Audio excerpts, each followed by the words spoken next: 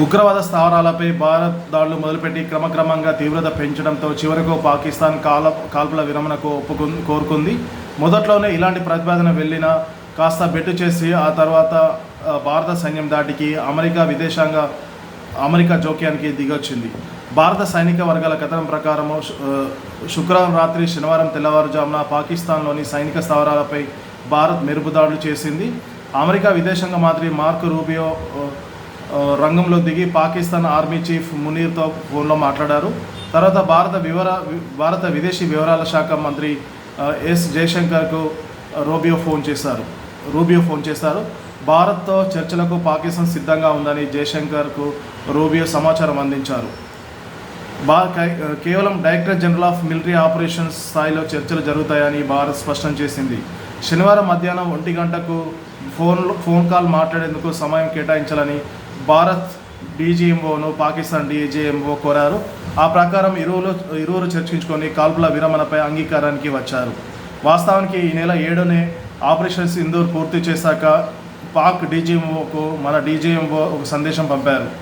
ఆ రోజు వారి నుంచి స్పందన రాలేదు. పాకిస్తాన్పై 3 రోజుల సైనిక చర్య ఆ తర్వాత పరిస్థితులు సంపూర్ణంగా మారిపోయాయని ప్రభుత్వ వర్గాలు పేర్కొన్నాయి. ప్రధాన సైనిక స్థావరాలపై విజయవంతంగా దాడులు చేసి పాక్ మనోభావాలని దెబ్బతీశామని పేర్కొన్నాయి. వైమానిక స్థావరాలపై దాడులతో పాక్ వాస్తవ పరిస్థితి అవగతమైందని, భారత్తో పోటీ పడే పరిస్థితులు లేవనే విషయం తెలిసొచ్చిందని వివరించాయి. ఉగ్ర స్థావరాలపై దాడి చేసి పాకిస్తాన్కు భారత్ స్పష్టమైన సందేశం ఇచ్చిందని ప్రభుత్వ వర్గాలు చెప్పాయి.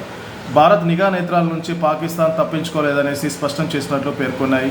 ఉగ్రవాద ప్రధాన స్థావరాలపై భారత్ ఖచ్చితమైన దాడులు చేసి చూపించిందని, చొరబాటుదారులకు బాధితుల మధ్య ఒకే వేదికపై చర్చలు సాధ్యం కాదని ప్రపంచానికి చాటి చెప్పిందని వివరించింది.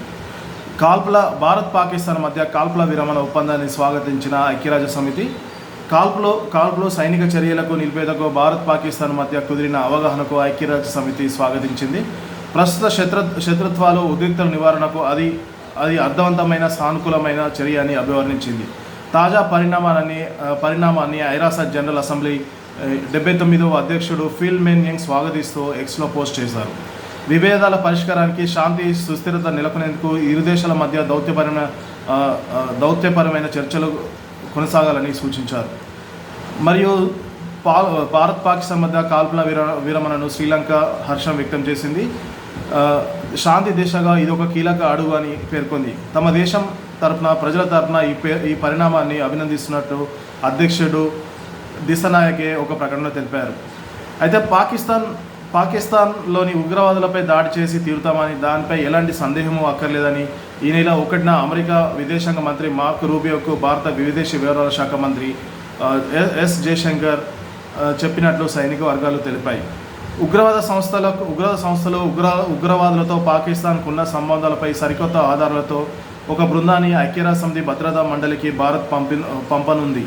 వచ్చే వారం ఐరాసలో ఆంక్షల కమిటీ సమావేశంపై ఈ ఆధారాలను పరిశీలించనున్నట్లు మీడియాకు తెలిపారు అధికారులు.